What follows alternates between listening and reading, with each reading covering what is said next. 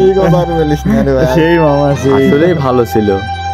বন্ধু, আজকে তো মনে হয় আমাদের রেজাল্ট দিবে।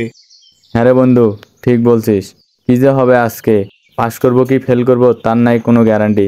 হ্যাঁ বন্ধু, ঠিক বলছিস। কি রে বন্ধু, আজকে কয়টায় রেজাল্ট দিবে? 11:30 মনে হয়। 11:30?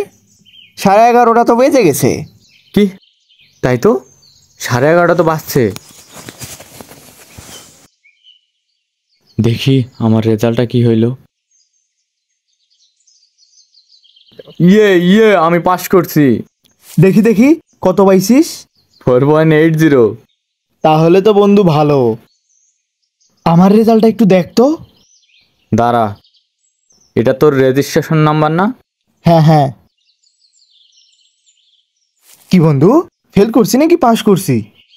না বন্ধু, তুইও পাস করছিস। কত পাইছি বন্ধু? 4.63। ও ভাই, রেজাল্ট তো ভালো হইছে। বন্ধু, তোরা দুজন তো পাস করলি, আমার রেজাল্টটা একটু দেখ। আচ্ছা দাঁড়া। উফ, শান্তি। বন্ধু, তোর রেজিস্ট্রেশন নাম্বারটা বল। আমার রেজিস্ট্রেশন নাম্বার তো তোর মেসেঞ্জারে দেওয়া আছে। আচ্ছা দাঁড়া, দেখি।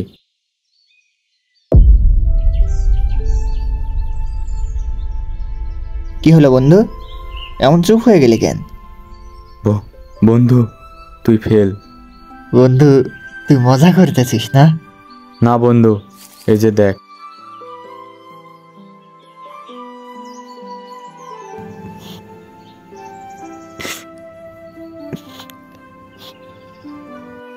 হোক বন্ধু, মন খারাপ করিস না, পাস ফেল তো হবেই।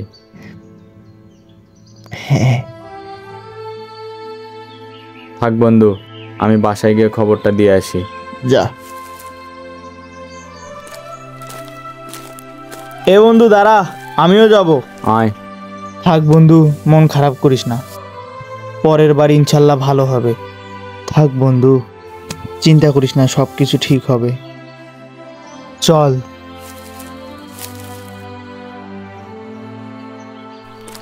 ভাগ্যটা ভালো বন্ধু যে পাস করছি, না হলে আব্বা তো বাড়িতে উঠতেই দিত না।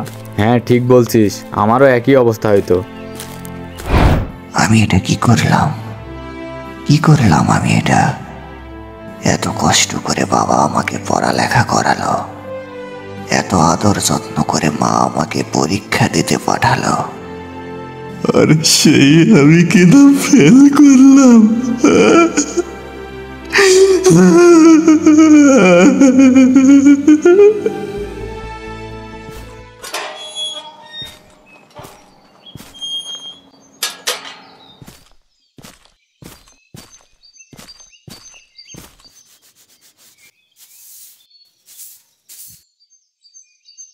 আজকে নাকি তোর রেজাল্ট দেবে?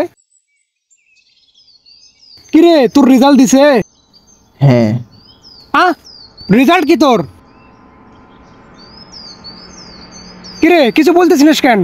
ফেল করছিস নাকি? কি, তুই ফেল করছিস? হ্যাঁ। হারাম জাদা, তুই ফেল করছিস আর তোর বন্ধুরা? ওরা পাস। ওরা পাস করছে আর তুই ফেল? তুই এতদিন কার পাটা ফেলাইলি বল হারামির বাচ্চা? তুই এতদিন কি পড়াশোনা করলি? কি বাবা, তুই আসলেই ফেল করেছিস? হ্যাঁ। কি, তোরে আমরা এত কষ্ট করে পড়াইলাম, তোরে আমরা এত কষ্ট করে খাওয়াইলাম, আর তুই আমাদের এই প্রতিদান দিলি? হাত ছাড়ো, আমি একটা জানোয়ার তৈরি করছি, সারাদিন পড়াশোনা করে না, খায় দায় আর মোবাইল টিপে, এ নাকি ফুটবলার হবে? তুই ফুটবলার কাল হবি? কি, একটা পরীক্ষার রেজাল্ট আমার জীবন নির্ধারণ করবে যে আমি জীবনে কি করতে পারবো আর কি করতে পারবো না? হ্যাঁ অবশ্যই, যারা পরীক্ষাতে ফেল করে তারা জীবনে কি উন্নতি করতে পারে? পরীক্ষাতে পাশ করতে পারিস না, তুই ফুটবলার হবি?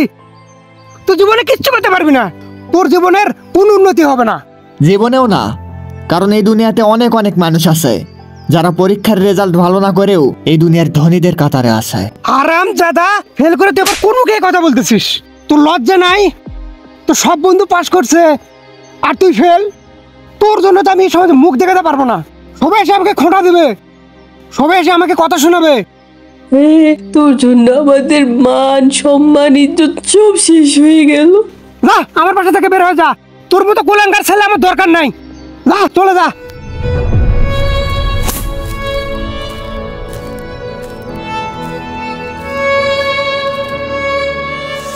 এতদিন আমি একটা কুলাঙ্গার তৈরি করছি, যা চলে যা, তোর দরকার নাই আমার।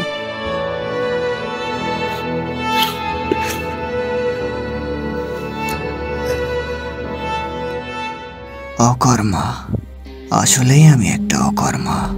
আমার কোনো ভবিষ্যৎ নেই, আমার ভবিষ্যৎ পুরাই অন্ধকার। আমি আর জীবনেও কিছু করতে পারবো না, আমার লাইফটা পুরাই ধ্বংস। আমার দ্বারা আর কিছুই হবে না, কিছুই না। আমার সব বন্ধুরা আমার থেকে এগিয়ে গেল, তারা জীবনে অনেক ভালো কিছু করতে পারবে, কিন্তু আমি পারবো না, কারণ আমি একজন ফেলিয়ার। আমার দ্বারাই কিছুই হবে না, কিছুই না। আমার বন্ধুরা তাদের মা বাবার নাম উজ্জ্বল করবে, কিন্তু আমি কিছুই করতে পারবো না। আমি শুধু সারাটা জীবন আমার মা বাবাকে দুঃখই দিয়ে যাব, তাছাড়া আর কিছুই করতে পারবো না। তাহলে আমার এই দুনিয়াতে বেঁচে থেকে আর লাভ কি? কোনো লাভ নেই। এই দুনিয়া থেকে আমার চলে যাওয়াই ভালো।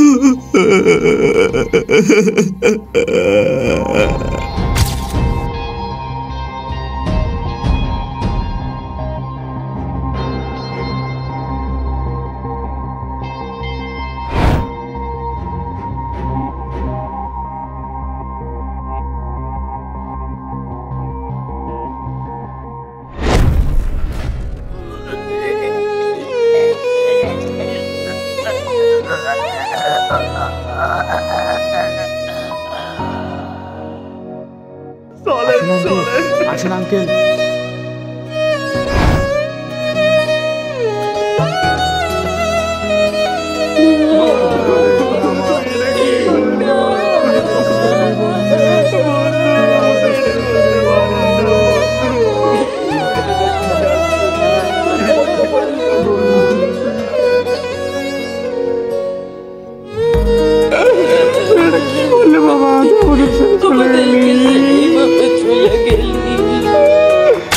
ঠিক এমনি ভাবেই এসএসসি ও এইচএসসি এর ফলাফল প্রকাশের পর অনেক ছাত্রছাত্রীরাই প্রাণ হারায় শুধুমাত্র একটা পরীক্ষায় ফেল করার জন্য। তাহলে কি এই পরীক্ষার রেজাল্টে একটা মানুষের জীবন নির্ধারণ করে? না, করে না। কারণ এই দুনিয়াতে অনেক নামকরা সফল ব্যক্তি রয়েছেন যারা কিনা জীবনে অনেক কিছু অর্জন করতে পেরেছেন, কিন্তু তাদের পরীক্ষার রেজাল্ট হয়তোবা অতটাও ভালো ছিল না, কিন্তু তাদের জীবনের রেজাল্টে তারা অনেক ভালো করেছেন, যা কিনা অনেক ব্রিলিয়ান্ট স্টুডেন্টরাও করতে পারেননি। রেজাল্ট আসলে শুধুমাত্র একটা নাম্বার, এটা কোনো ভাগ্যের প্রতীক না। কারণ এই দুনিয়াতে আল্লাহ এক একজনকে এক এক প্রতিভা দিয়ে সৃষ্টি করেছেন। কেউ ভালো পড়তে পারবে, কেউ ভালো গাইতে পারবে, অথবা কেউ বা ভালো খেলতেও পারবে। কেউ ইঞ্জিনিয়ার হবে, কেউ ডাক্তার, কেউ বা ব্যবসায়ী, আবার কেউ হবে গাড়ির ড্রাইভার। এক একজন এক এক প্রতিভা নিয়ে এই দুনিয়াতে এসেছে। 10 জনে যা পারবে না তা হয়তো বা একজন পারবে, আবার একজনে যা পারবে তা হয়তো 10 জনেও পারবে না। আর এটাই এই দুনিয়ার নিয়ম, সবাই সবকিছু পারবে না। তাই বাবা মায়ের বোঝা উচিত আপনাদের ছেলে বা মেয়ে পড়ালেখায় ভালো হোক বা না হোক, এর মানে কিন্তু এটা নয় যে সে কোনো কাজেরই না। হয়তোবা তার মধ্যে অন্য কোনো প্রতিভা রয়েছে যার মাধ্যমে সে ভবিষ্যতে ভালো কিছু করতে পারবে। আর তাই প্রতিবেশীদের অথবা এলাকার লোকের কথায় কান না দিয়ে নিজের ছেলে মেয়েদের দিকে মন দিন আর তাদেরকে উৎসাহিত করুন। ফেল করেছিস তো কি হয়েছে, সুযোগ তো আরো আছে। এটাই জীবন না, জীবনে তোকে আরো কঠোর পরিশ্রম করতে হবে আর সবাইকে দেখিয়ে দিতে হবে তুই কি পারিস। আর এই সামান্য কথাতেই বেঁচে যাবে আপনার ছেলের অথবা মেয়ের জীবন, আর খুশি থাকবেন আপনারাও। আর কে জানে, ভবিষ্যতে হয়তো এই ছেলেমেয়েরাই আপনাদের মুখ উজ্জ্বল করবে।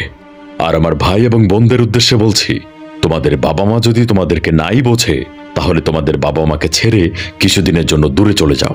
তোমাদের পাড়া প্রতিবেশী, এলাকাবাসী কে কি বলছে বলুক, তাদের কথায় কান দিও না, কারণ তাদের কাজই এটা। তাই কিছুদিনের জন্য দূরের কোনো আত্মীয়ের বাসায় যাও, কিন্তু এই দুনিয়া ছেড়ে যেও না। 1-2 রাত বাসায় না থাকলেই তোমার বাবা মা তোমার জন্য চিন্তায় পড়ে যাবে, আর তারাও বুঝতে পারবে ছেলেটাকে অথবা মেয়েটাকে এতটা বকাবকি না করলেও পারতাম। তারপর দেখবে তোমার বাবা মাই তোমাকে বুকে টেনে নিচ্ছে। আর এত কিছুর পরেও যদি তোমার মা বাবা তোমাকে না বোঝে, তারপরও আত্মহত্যা করতে যেও না, কারণ এই দুনিয়ার কষ্টের চেয়ে জাহান্নামের কষ্টটা অনেক বেশি, যেটা তোমার কল্পনারও বাহিরে।